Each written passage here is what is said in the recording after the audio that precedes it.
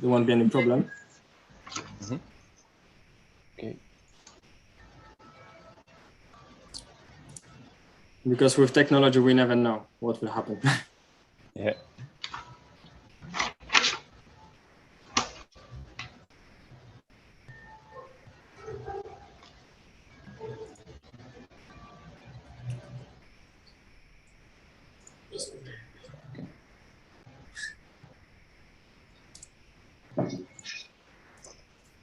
Okay, it works now. Okay, and I think we can start. Perfect, perfect. Oh, good. Well, people are still joining. So do you think we should wait for 5 more minutes? sure. No problem. Okay. Okay. And for now, so I think we should start like in 5 minutes. Wait a bit more. We can start 6:05, I think. True, that's right.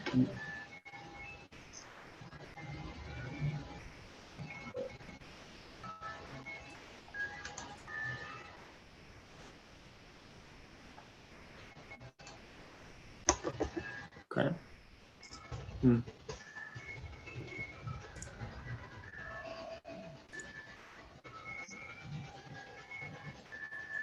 Are you having these lectures as in a series during this year? Or? Yes, we usually try to have it as a series, weekly series, let's say. You know, we try to mix it, not only studios, architecture firms, but also even masters that can just talk about their projects, you know, their perspective of the city. However, you know, as you were probably informed that in the last year, we also got Meccano. And so some of them, Yes, yeah. so... Yeah, that's great for the students to have these different views. And it's also difficult to organize them because last year I organized a series of lectures in Madrid, and it was prior to the lockdown, and it was it's a job to do. It's quite difficult sometimes to coordinate everyone. You know, when we prepare it almost every week, we just got used to it now, and it's quite easy, let's say. We get strategies, let's say, for particular activities, so hope it's getting better and better. We're just getting used to the rhythm, and then everything is going like smoother and stuff. So great. Unfortunately, the only unpredictable factor are people, if they're gonna appear or not. Yeah, but maybe it's fine, because afterwards, if this is online or you record it and it's like in an archive, we can just go to it in another moment. But with this Zoom and this video conference and everything, it's also possible, you know, to have people from all around. It's easier, let's say, you know, for people from here, from Spain, or from other places, just to join in a Zoom session. It's easier than to make them go to your university. So. Because when I was just preparing a little bit and reading about yourself, I saw that you organize some kind of workshops and conferences as well, yes? Yeah, last year we wrote an hot drop, Studio Moto, TED Architects. There were some of them, but finally Bernardo Bader and some others couldn't make it, because at the end of the year everything was cancelled. It was a nice experience. Nice. Okay, should we start, Irina? Yeah, I think, yeah. So, hello everyone. I'd like to introduce you today RUIZ Pardo Nebreda Arquitectos, based in Madrid. And we will have a lecture with one of the co-founders, who is Marcelo. And he's also a professor at the University of Madrid, Polytechnical University of Madrid. All right, so yeah, let's start. Thank you. Yeah, and thank you. if I may just say one small introduction, let's say, of the projects and the things that you do. As I said, when I was preparing, I found the one quote, let's say, the description of your project that like touched me in some way, and I'd love to bring it. And it is that the building is arranged as a sieve or filters between two realities. Both landscapes cross the large floating platforms, making the interior invaded by this contrast. And I think that these projects very briefly and actually in details describe your projects and also the topic of our meeting, which is from inside to outside. And I think there are three kind of main features. I hope you agree with me that the first one is creation of responsive design, so to climate actions, which is really significant topic nowadays. The second is interplay of voids and solids that establish not only the form but also function of also the interior spaces. And the third one, and finally, these coexisting spaces of inside and outside in your projects that you design. You create interior landscape and exterior experience, which is kind of an opposite. However, I think that they interplay together really nicely in a beautiful way. And I need to say that I fell in love in many of your projects, and I hope that you will present a little bit more about them today. Well, totally agree, and thank you very much for this introduction and the point you have highlighted. Yeah, I think they are somehow present in the different projects that we have made, and I believe some of them that I have brought today. I think I can show them with this example.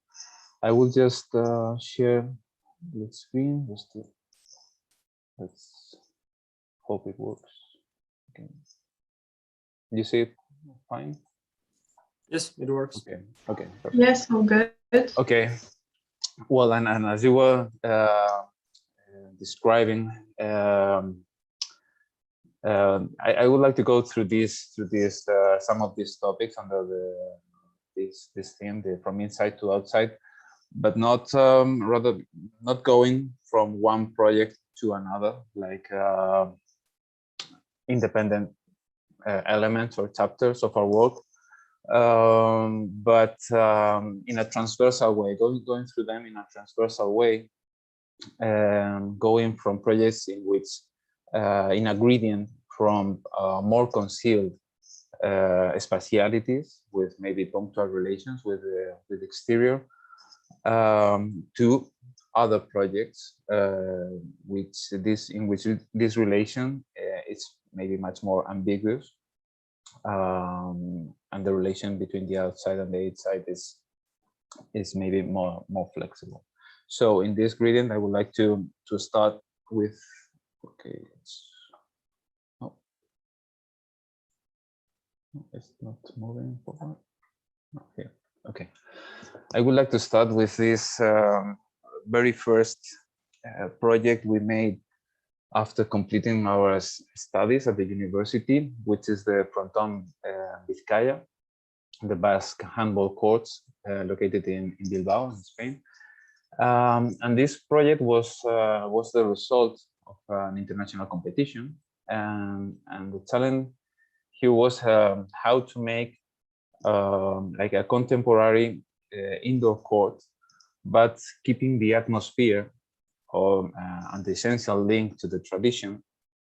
And for this, it was necessary to understand the rooting of the game in the Basque Country, the history of the Basque Country, with the landscape, with the natural stone, and the culture. And this idea, the idea was to capture this atmosphere and to keep this ambience of public meeting spaces for the community. And one of the very first strategies to capture this atmosphere was to work with the natural light, as it is synthesized in this sculpture by Jorge Teiza, the Basque artist Jorge Teiza, in one of his metaphysical boxes. This one in particular is called Tribute to the Annunciation from Angelico. And it emphasizes the light entering to a certain space from above in a very precise way. And we would like to work with this concept. Well, the building is located at the far end of the urban extension of Bilbao, the Villa district. The building mediates between the urban fabric and the landscape. Here is an image of the competition. And as you can see, one side faces the landscape, the mountains, and the access road to the city. On the other side faces the adjacent residential blocks. The design plays with the volume, scale, and certain openings in the block in order to link it both with the distant landscape, but also with its immediate surroundings. So it can be perceived as a blind block of local slate from the distance as a warm and more welcoming building through the openings, small openings made in the wooden base. Well, this would be the old elevations where you can see how the solid mass is carved according to the interior program, and also with the immediate surroundings. There's the park, the square, maybe the landscape, or the residential blocks. Anyhow, the main let's say relation with the exterior, it really comes from above. Saying that in dramatic contrast with the blind carved box made from wood and slate, the interior appears as a large empty space with the light entering from above in a very precise direction, as in the reference which we started at the beginning. So through this rough materiality, the natural light, we like to evoke the feeling of being in one of these first original outdoor playing fields.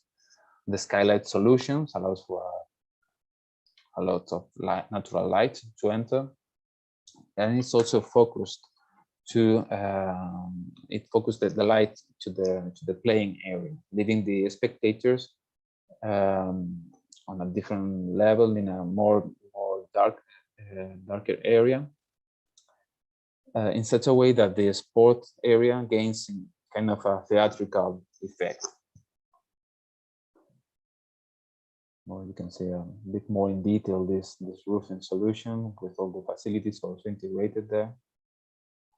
And also the interior is organized also as a sequence of lights and shades, compressions and expansion, as you mentioned at the introduction at the beginning, as a kind of an interior landscape full of visual relations between different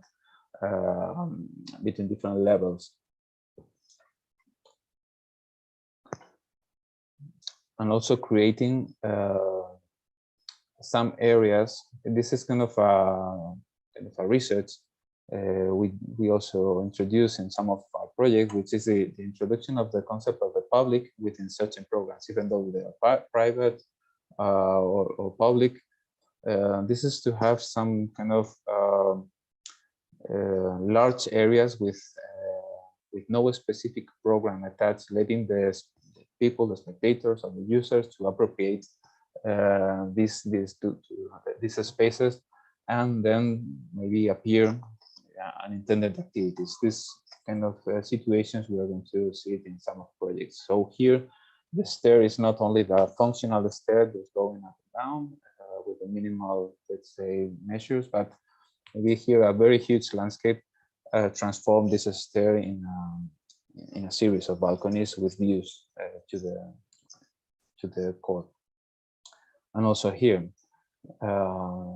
this is kind of a balcony as well over the court, which is this one. This is kind of just oversizing certain areas with no specific program attached. And this, in this particular case, this balcony is in continuity with the square at the entrance, which is this one. So all these perforations of the compact mass, in addition to apart from illuminating the interior, and resolving the scale with the adjacent blocks also allowed the opposite game by emitting light at night and creating kind of an urban experience at the edge, on the edge of the city. And also, here we have the solid carved mass on a larger scale, and also the wooden base, inverting the classical orders, having the heavy one above and the light below, which mediates with between the exterior and the exterior. And this situation we're going to see in different projects, but with a different approach. So, for example, here, this is a very, very small project, but I wanted to bring it here because of this kind of similar strategy. This is a very similar configuration. This is a nursery school in UV in the Balearic Islands, in a small town. So as we can see here,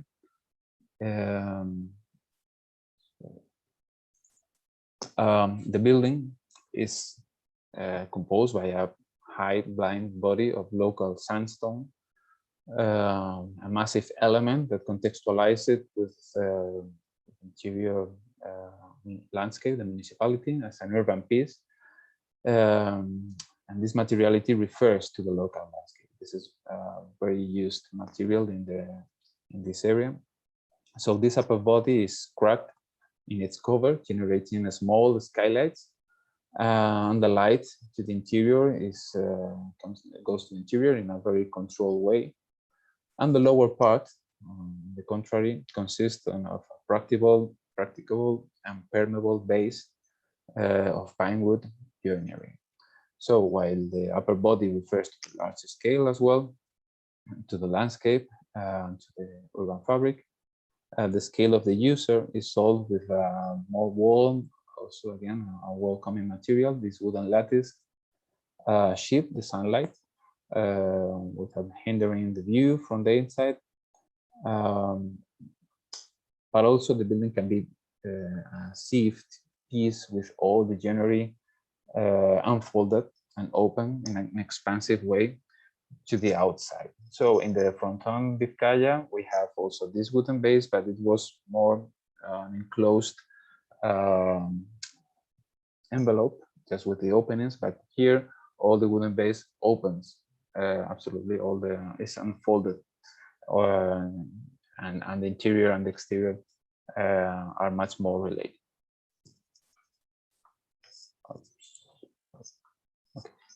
So this is a model showing this dual materiality and the relation with the interior and exterior. And these two types of relationship between the inside and the outside. So the horizontal one, a horizontal relation in the lower part, also a vertical relation with the skylights in the upper part. So in this series of sections, we can see how each space is similar but unique at the same time in terms of the internal volume and how the light enters the different spaces. So it's kind of carved also interior, but luminous, with a lot of light. Even though it's kind of a carved element, it has a lot of light in the inside. So once again, this strategy of having the heavy mass above and the relations with the larger scale, and then the lower part like a filter to mediate the exterior and exterior. And somehow there's same strategy here, but now evolving to a more dynamic relation with the outside, as it is placed also in a more urban location. This is the Puma Energy headquarters in Asunción, in Paraguay. And the headquarters are located in a corner plot, in a very highly visible place with a lot of traffic. So the block is detached from the party wall, but also from the ground, and is raised on 4 concrete pillars and wrapped by this lattice of aluminum profiles in order to produce a dynamic perception of the building. And the building presents, as you can see, an open continuous ground floor, which allows a direct connection between the city and the building, and also allows public activities to happen below the large concrete slab, as I will explain just in a moment. Because here, as I mentioned at the Fronton Vizcaya, this research about inserting the public between the private programs is also introduced here. In this case, this has been achieved by conceiving the ground floor as a flexible space without any specific program.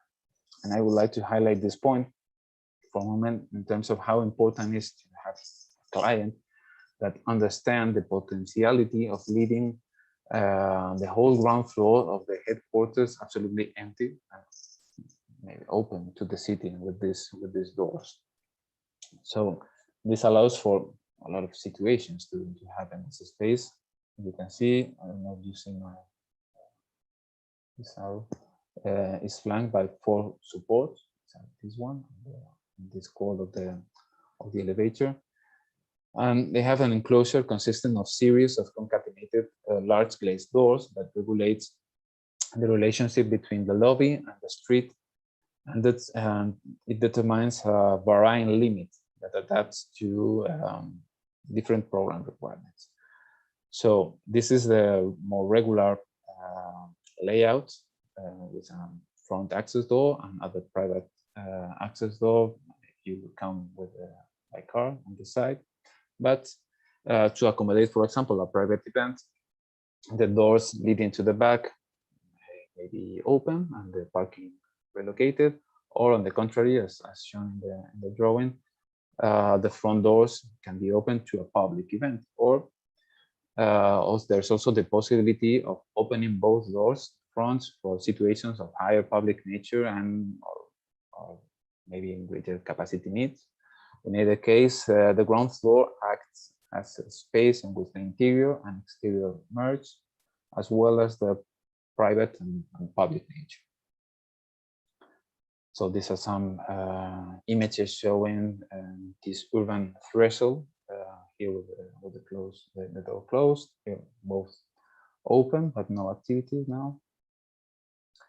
This also operates as a drive-through for the car to leave someone here and go on by car. But also these are the kind of situations that they also use the building. Everything is open and it allows for a party, a public event in direct connection with the street. And to allow this, the structural solution is very important. So the office is 600 square meters footprint, supported by 4 pillars, as I mentioned before. The structure not only determines this open ground floor, but also all levels are quite diaphanous. And this structure is materialized with horizontal slabs of 2 bidirectional post-tension slabs. So it's a very compact solution, having a large spans of more than 15 meters between columns, because we have the urban regulations limited to 12 meters high. So we have to have these large areas with no structural constraints, but at the same time we have the limit in section. So it was how this structural solution, let's say, arrived. Well, in relation to the facade, it mediates also between the inside and the outside, the upper block, and it was conceived for a double purpose. On one hand, it was designed to maximize natural light while minimizing solar heat loss. But on the other hand, it was conceived to be perceived like a light veil, a cloud, let's say, of slender profiles, which perception, as I mentioned before as well, is dynamic while the user moves around by car or foot. And also this configuration, based on the additional vertical profiles arranged on slightly curved facades, allows a dynamic, a vibrant perception of it from the passing vehicle. So in terms of the scale, it was also designed to be seen more as a single element, more than two stories, one on top of the other, just this thin line in between them, in terms of to have this urban scale. So we had this situation in this is the third project in which we see kind of let's say upper block with urban scale, and then a lower one in relation to the ground floor and to the street, but more in a human scale. Well, in previous project also we see these blocks were massive, made of stone. Another block has been sponged. The facade contains even inner space within it, and it has like a light veil. And also the walkway that covers the gap between the curtain wall and the aluminum profiles is also a purpose-made grating to appear as light as possible, but also to serve as a sun visor.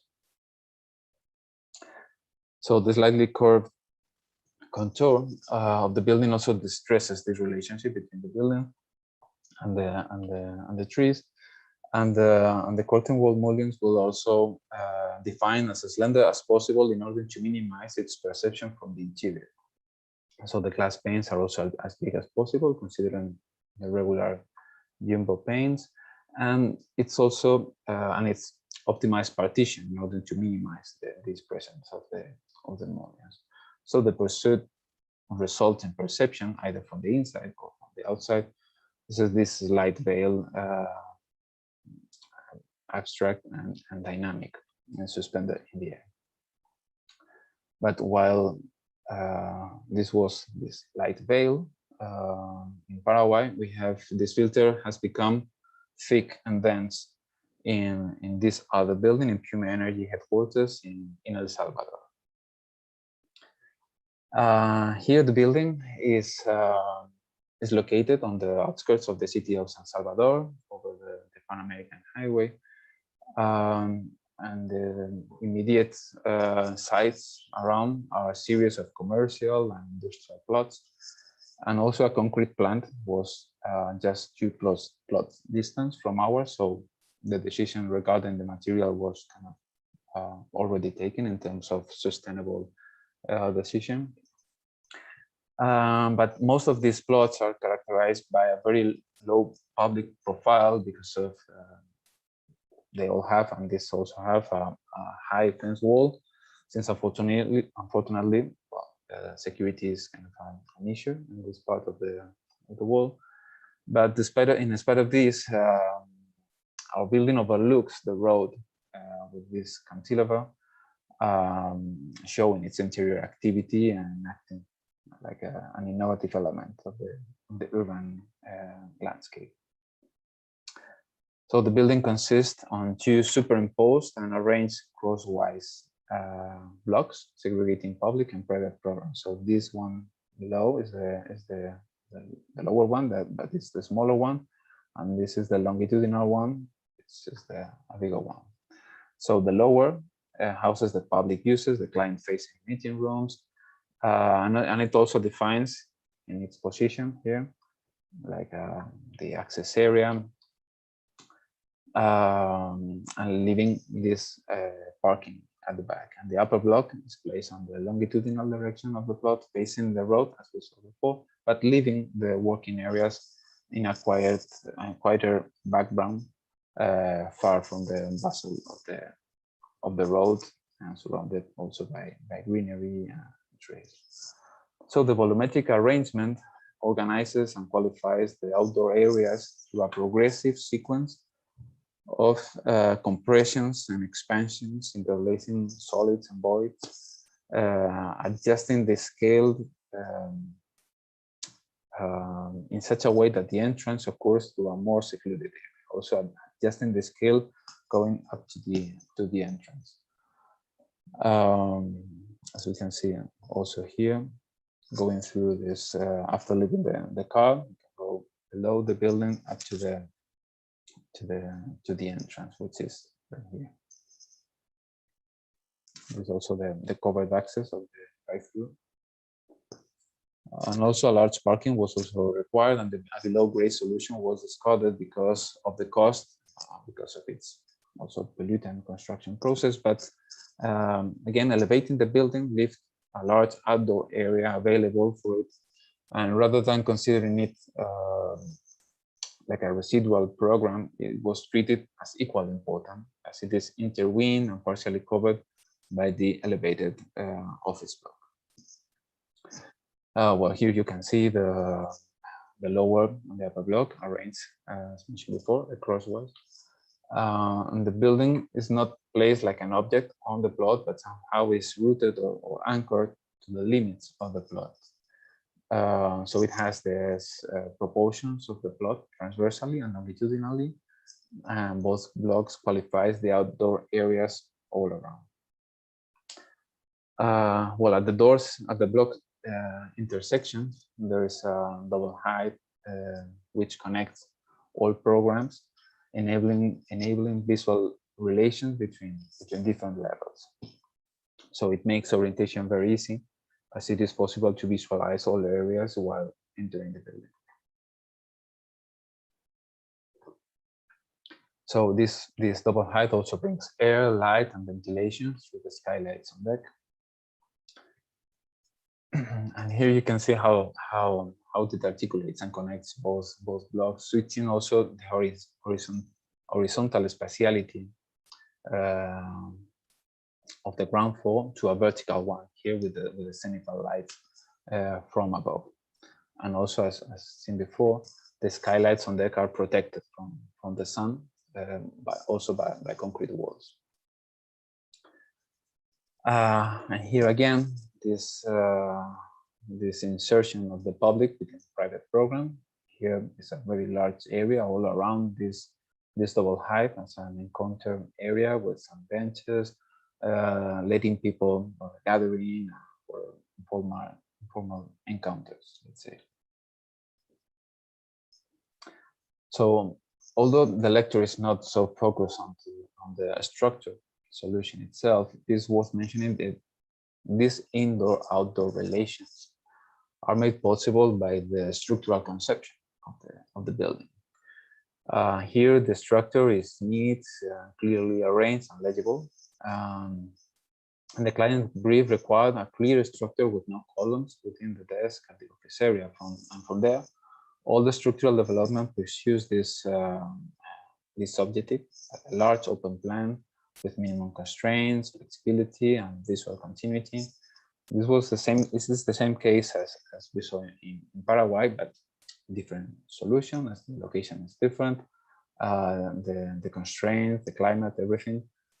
But the program itself is the same, and this question regarding the structure is also the same. The client didn't want any structural constraint within the working area. But here we have very important things to achieve, because we have this is a very seismic region, and we are having an elevated block, very thin pillars, which be kind of fragile. So how this is achieved? Well, it's, let's say, quite simple, because it's just concentrating the 95% of the horizontal seismic effort in a few massive walls, just three. You can see 1 and 2, other where the elevator is. So they concentrate the seismic efforts, leaving pillars for vertical loads on. Well, and additionally, we have large spans from 9 to 12 meters, either in continuity or compensated with cantilever ends. So overhangs are also an expression of the building, not only an expression of the building, but a consequence of the structural optimization. Here you can see these are the rebar of the concrete walls, while you can see the rebar of the vertical columns. So apart from the physical, well, this picture here, I think it's much more clear when you can see the rebar inside of these elements. Well, Also, in this particular project, each of the blocks that I mentioned before defines a different structural solution, but also a different relation and speciality in relation to the exterior. The lower block, you can see here, is also blind. It's conceived from a stereotomic conception of the space, and also determines punctual relation with the exterior. It is defined by walls with buttresses to the inside that support the roof slab and allows linear skylights by the walls and the backyard at the back, which is this situation. These are the walls. This is the wall we were seeing in the previous image. This is the buttresses with the skylights. So this lower block is concealed, is very opaque, but and the upper block is conceived from a tectonic in a tectonic way of the space, and is solved by two longitudinal gantries with two overhangs on opposite ends. And it determines a new spatiality linked to the horizon through the screen of steel slats. This facade, which is very also dense and thick, as mentioned before, was designed to maximize the natural light again, while minimizing solar heat loads. And there were a series of simulations and calculations in order to determine the spacing and thickness of the slats to achieve this.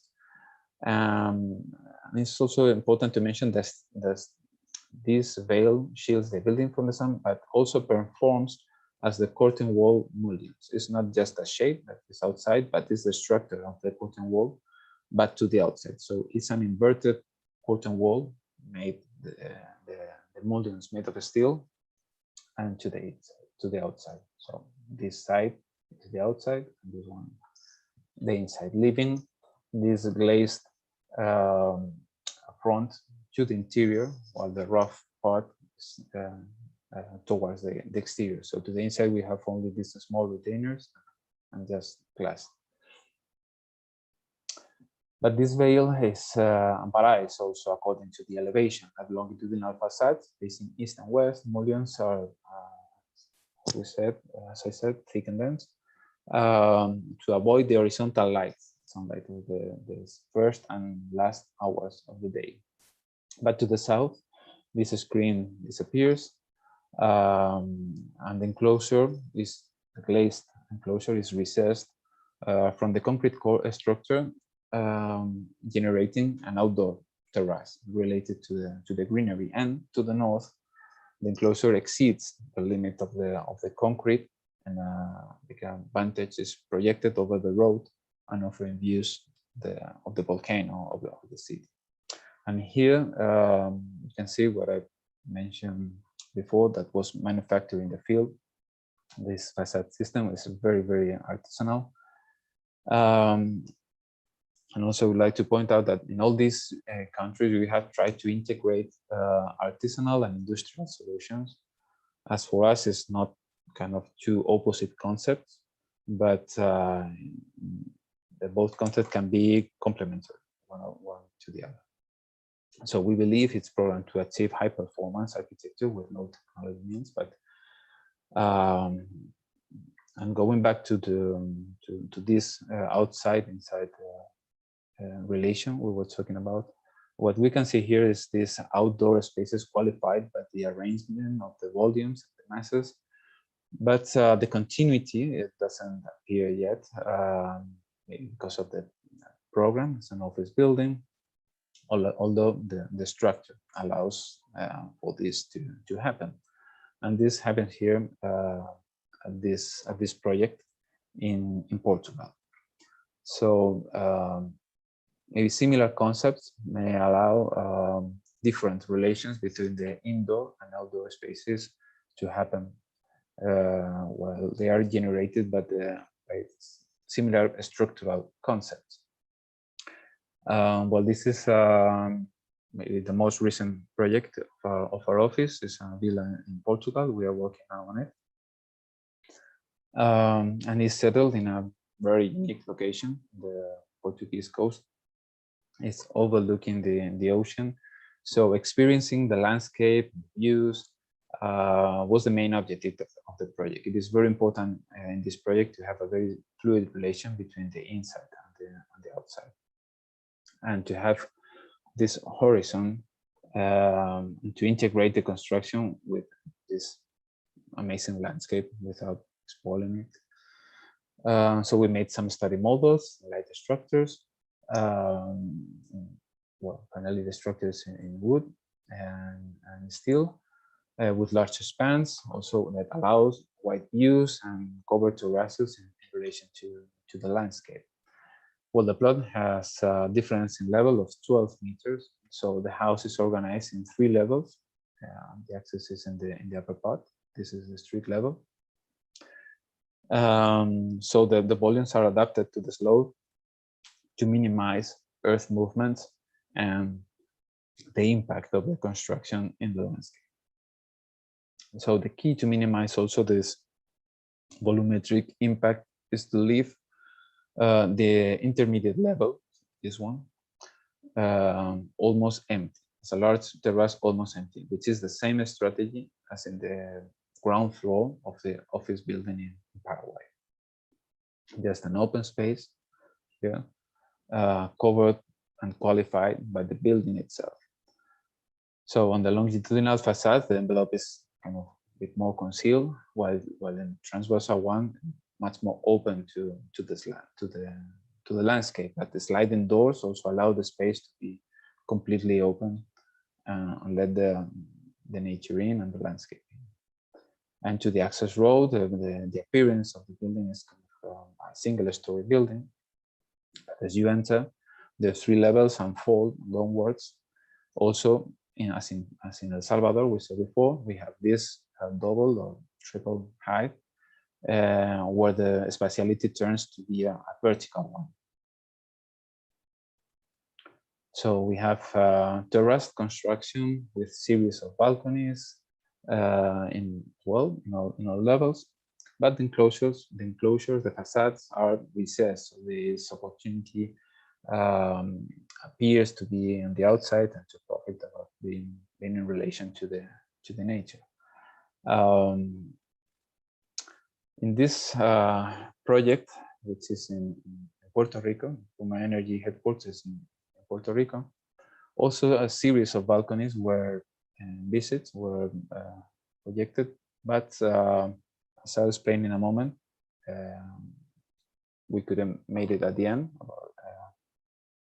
But the idea was to arrange these different balconies and also in relation with the outside, with the terminal, the fuel tank terminal, and to the landscape. Because here in Puerto Rico, which is a very, very special place, we have, as you mentioned before at the introduction, these two landscape, these two realities of a contrast, which is the very exuberant nature of the Caribbean island. But on the other side, we have this industrial landscape, strongly characterized by the influence of the US, where we can see repetition, regularity, modularity, and this is in contrast with the nature. Just it is intertwined, the industrial and the tropical vegetation. Well, this is the regional corporate offices, which is here in the southwest corner of the fuel tank farm. As I mentioned before, this has been renovated, and the building is inserted here because as we saw in this aerial view, is in the most visible angle from the road, and also overlooks again the road as in El Salvador. So this relation between the nature and the industrial landscape was kind of more dramatic, in a more dramatic contrast. These are some models and images from the very early stages of the design. And the idea was to have this building as kind of a filter between these two realities, between the landscape, the natural and the artificial. And this letting the nature in, crossing both landscapes, the different levels. So it was designed like a vertical sequence of 4 larger slabs made of structural steel, but acting as 4 floating platforms in an abstract way. So extending the limits beyond the interior space, creating these large terraces which protect also the interior from the direct sunlight exposure, and that were supposed to be settings for informal meetings. So this abstract arrangement also of the structure also comes from the industrial landscape.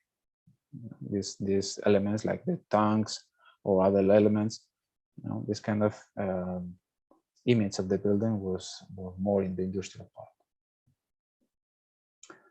So this is the perception of the building against the different backgrounds from the tank trucks or the tanks, or towards the greenery. So the building is silhouetted against its surroundings, enveloping itself in it. So again, we have research in terms of the structural development. Again, the client didn't want the typical floor plan with the core at the center and a grid of pillars all around, but they want a unitary space oriented towards specific points of the surroundings, the vegetation, or the terminal. So we work the vertical structure as a game board in an irregular way, try to define a unitary open space within it, and also considering the great seismic constraints. A balance between structural elements and of different nature was defined. So we had these 2 large concrete cores which concentrate the vertical communications, but also the horizontal seismic efforts, 2 perpendicular walls with to avoid the torsion of the building in case of an earthquake, and 5 slender pillars from vertical loads only, again in continuity from the foundation to a level to the roof. So once the interior is free, almost free from structural constraint, different office layouts are easy to arrange, from series of meeting rooms or different layouts as an open space. And also this large span structure aims to provide not only flexible space, but also this continuity between the exterior and the exterior. Well, these large spans are usually solved also with thick structural elements, but in this particular project, it was very important to concentrate all facilities and structural elements in 1.5 meters, and they have to coexist in this thickness, but including the finishes, although we had spans of more than 16 meters. So in order to obtain a very compact building in section with this compressed arrangement, here you can see also how these platforms, they have some openings to allow for direct connection between different levels, not only this horizontal view, but also punctual relation, vertical double heights to allow direct connections. So the rhythm of the section was studied in order to provide at the same time the human scale to the inner spaces. We have 3 meters high by 1 and 1.5 meters thickness of the slabs. So we were referring to the landscape scale, but also to the human one. And well, here again, the large glass panes and the very large aluminum panes play an important role in this dual perception of the scale of the building. And also the deep facade, which is recessed from the front line, is critical for this dual perception, as the glass facade remains shaded in a shaded background with these large aluminum platforms, which provide this scale in relation to the landscape. So everything was compressed in these 1.5 meters in continuity in the interior and exterior, and also including these finishes. Also the transom are embedded in the floor and in the ceiling, favoring this continuity. But again, we had this challenge because well, we have this very transparent low iron glass panes, very big, but we have this situation of not only the earthquake but the risk of hurricanes.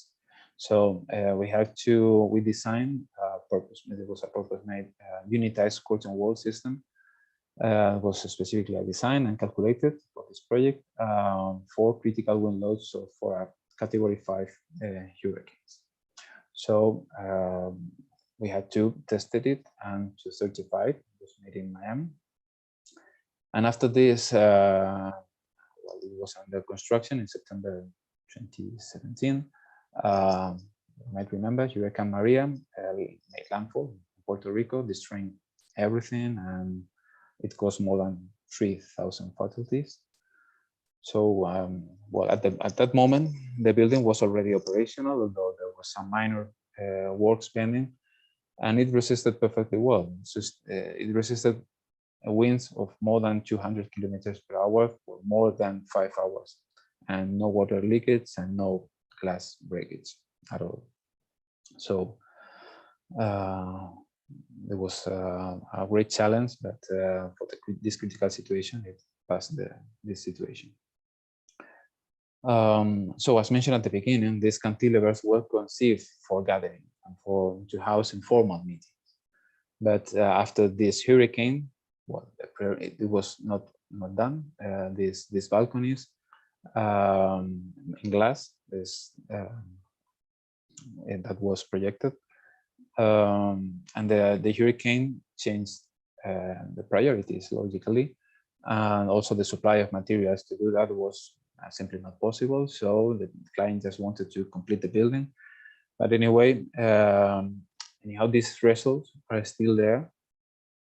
And from the interior, it appears to have a very deep and sun-protected facade, favoring this relation with the nature outside,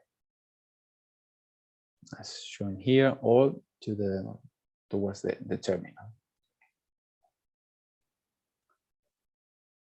Well, we can find this similar spatial situation of being between these platforms in relation to the outside in this operations building in Namibia and RUIZ Bay. But this framed area under this overhang is very important for the building to operate, as we are going to see in a second. So RUIZ Bay is a free port in the Namib Desert, in a very corrosive environment between the sand dunes and the ocean. And well, the layout of this kind of buildings arises from how operational buildings should work in a fuel tank farm. So it's a two-sided building. And one side is accessible only by truck drivers and people not from the staff, and the other side is internal one. And all program is arranged in a row, but both sides are intertwined, leaving courtyards in between them. So the circulation between the program is configured by outdoor corridors, which are covered by overhangs on both longitudinal facades.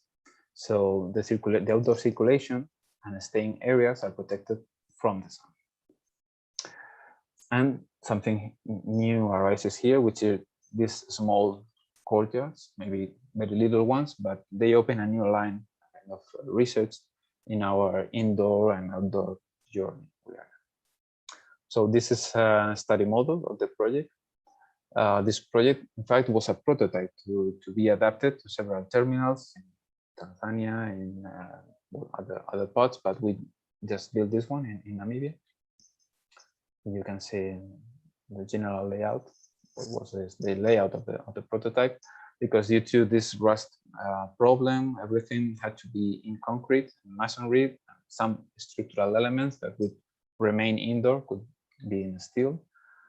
And due to this subsoil condition, very bad subsoil conditions, the foundation just rests on the ground, above the ground. It's not, nothing is, let's say, below grade, because we have just water just there. So this made the building go up and creating not only the platform above, but this platform below. So the corridor is framed in these two to platform because this subsoil is conditioned, and it proved to be a very good solution because there is a lot of traffic from the trucks going around. So this elevating the block in this platform somehow mediates, segregates the two circulations, the one from the trucks and one from the people. Well, you can see here some images of this the corridor with this little courtyards.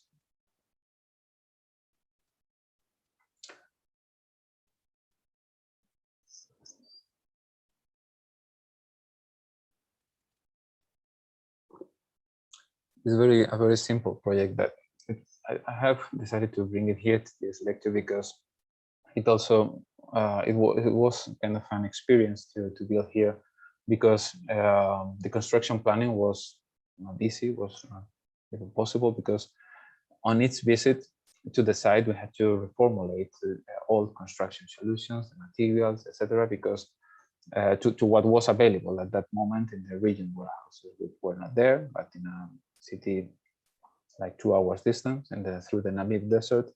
So it was necessary to reformulate this solution and to integrate artisanal and industrial solutions to achieve the performance that was required by the client. So it's also important for us because of the attitude it makes. We had to have towards this project and to be very flexible in terms of the different solutions. So, well, in this here we have this openness, this transparency, thanks to the cantilevers and some minor courtyards. And here, in this project, the situation changes towards a more introspective layout.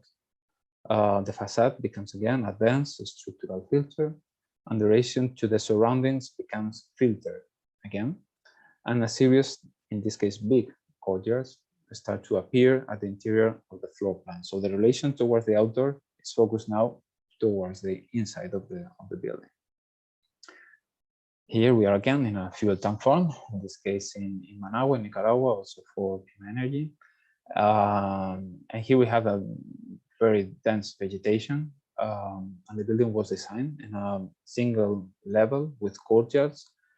And these courtyards enable the segregation of internal uses and the accommodation of pre-existing trees.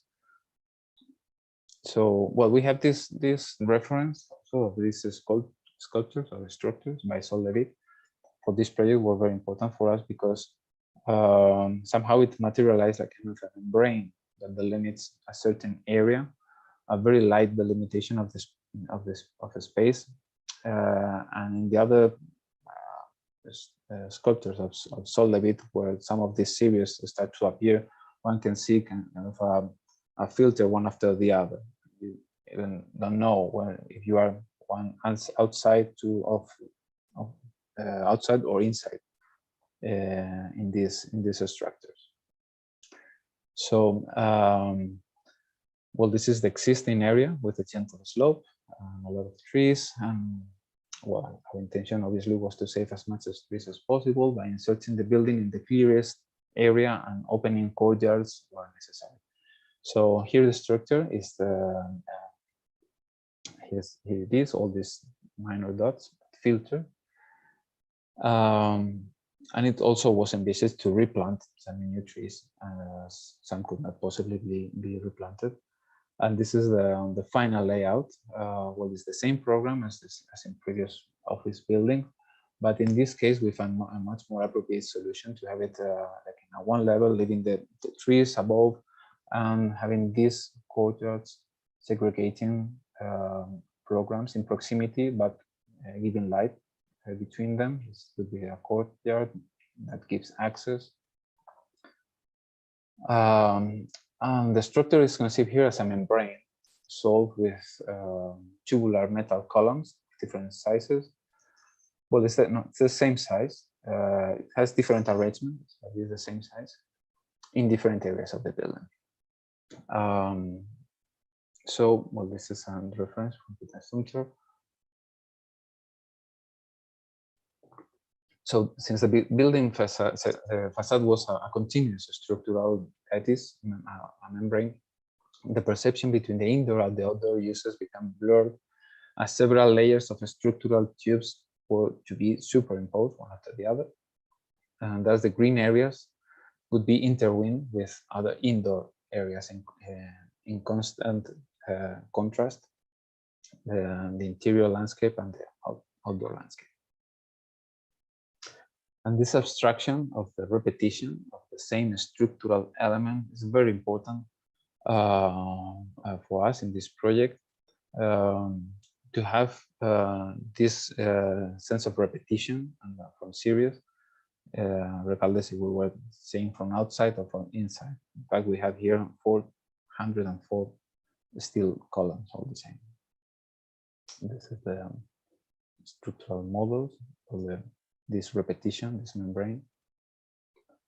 Also a study model where it's more clear here the arrangement of the courtyards. So what was important is this sequence I mentioned before: interior, exterior, interior, exterior. So maybe being here, what could be between two exteriors, but not the outdoor of the exterior. Here, well, maybe this is a very corporate image, but it explains well the situation I was talking about our workplace, having these two, the courtyard, the outside, but mixing one. So it's very clear also in this image how the trees and the vegetation kind of protrudes on the roof through the courtyards. On the floor plan also doesn't have a very clear line at the perimeters. See this open here, having a courtyard in the corner, but it could be, let's say, in its perception, this limit would be much more ambiguous, let's say, having this several layers of greenery.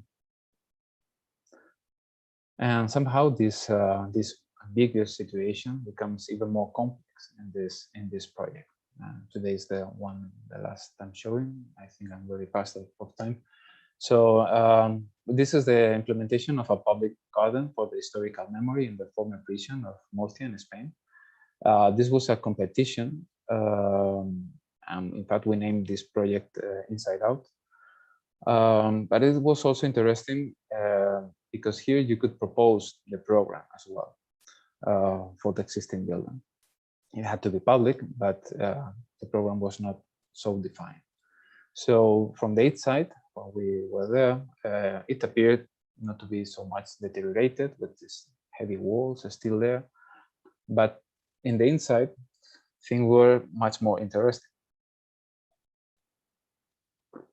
So the roof collapsed some years ago, and the vegetation started to grow inside.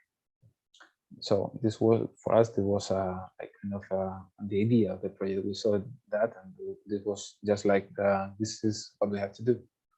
Also, there were a lot of historical marks of the repression, the Franco's dictatorship. So for us, the proposal was clear. We had to keep the memory of the site, but a public garden inside. So this is the scheme of the strategy. This is the emptying. This is the previous state. Emptying of the old building, leaving the walls, introducing all the vegetation, kind of a program all around, just by the walls, the external walls, and some kind of elements, flexible devices to adapt the program to any given conditions. So this is the different parts in which we can see how the glazed roof appears. It covers all the interior, acting as a greenhouse to keep the garden open all year, opening to allow natural ventilation and shading. So we created kind of a park in the middle of the urban fabric, but without demolishing the whole building. And also, well, we opened punctual also relation with the immediate surroundings. And this urban garden was dedicated to the historical memory of the city under this glass cover. And also this interior space, this garden acts as a kind of a great lobby of all the programs that were all around. But what was interesting also here is how the inner part of the walls becomes the new outer facade, but perceived from the interior. So for us, this situation was very ambiguous and very rich in its perception. And as I mentioned, this garden also would serve as a large vestibule for our entrance hall for all programs located at the perimeter, which is this situation here, which again, these outer walls, one could not say really if it's one of the inside or the outside, the original ones. So this situation of even one could imagine the situation of exterior and vice versa was very interesting for us and was the main approach to this project. Well, and that's it. Thank you very much. Thank you so much. Thank you for the presentation. Thank you. Really good, quick transfer to, I think, all around the world. I think that's the first Yeah, that's all. that doesn't need to be said, and another advantage of, I think, online events, yeah, that we can go everywhere. Yeah. If I want to ask one first question at the beginning, because I know that Sonia Nebreda is an engineer, right? Yeah, she's the engineer, yeah. And I think the influence of this is visible in the projects all around them, in each aspect, I think. And I want to ask, sure, absolutely. how much? What is the influence? In fact, yeah, we have, well, it's a pity she could not be able to be here today, but in fact, we sometimes she acts like the architect, me as engineer, and the other way around. So we don't have like very two separate parts while approaching the project, but it's a very open and fluid conversation in which the structural concepts arise at the beginning of the project. I think it's quite obvious, but for us it's very important that everything is arranged under the whole concept of the structure that allows all the spatiality to be articulated around it. And then the envelope is kind of the, not the secondary part, but is much more adapted to the structure than the other way around. So, and for this to have the structure and structural approach with Sonia from the beginning is very, very important for us. Okay. Irina, you got any question? Yeah, actually, I wanted to ask about the programs you're usually using to develop the structure, the ideas in general. Yeah, I think we are kind of old-fashioned somehow because we work a lot with model, with drawings, with paper, and then obviously we go to the computer and we draw everything in AutoCAD and all the calculation programs. And we are starting to work with BIM, with Revit as well, obviously, because it's something that is required a lot these days, but also to control somehow this construction process from the distance. We travel a lot to control this project, but for us it has been also a challenge to develop projects and to submit and deliver projects very, very detailed, with a lot of detail to avoid critical situations on site. Always occur, obviously, but we try to avoid as much as possible these situations by defining them a lot. And these Revit programs are very, very useful for that. Oh, interesting. Okay.